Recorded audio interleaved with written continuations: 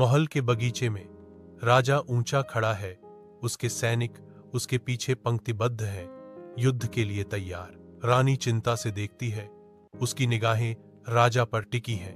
राजा उसे आश्वस्त करते हैं, उनकी आवाज दृढ़ता से गूंजती है, चिंता मत करो, मैं अपनी प्रजा की रक्षा करूंगा।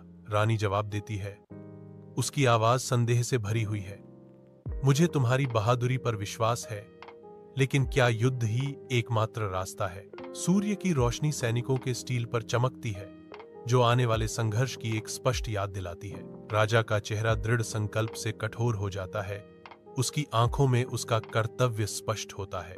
मंद रोशनी वाली रानी के कक्ष में रानी बैठी है, उसकी भौहें विचार में तनी हुई हैं।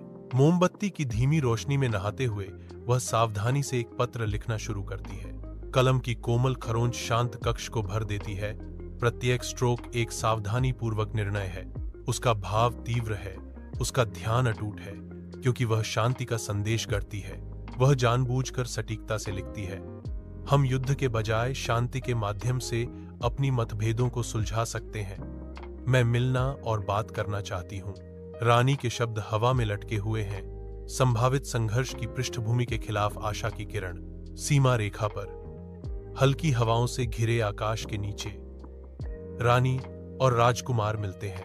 राजकुमार, जिसका भाव थका हुआ था, एक हार्दिक गुहार के साथ चुप्पी तोड़ता है, मैं युद्ध से थक गया हूं, मैं शांति चाहता हूं। उनके शब्द हवा में लटके हुए हैं, जो संघर्ष के अनकहे इतिहास के बिल्कुल विपरीत है।